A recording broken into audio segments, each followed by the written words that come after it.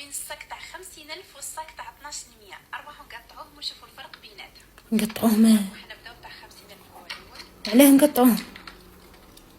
فاضل عليك الدراهم ميمه. ها ليه تقطع؟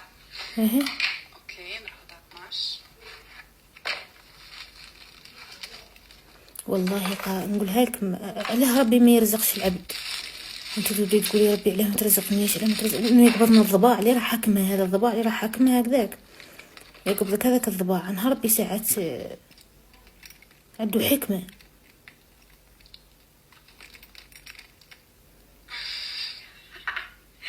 والله ما حاب يتقطع.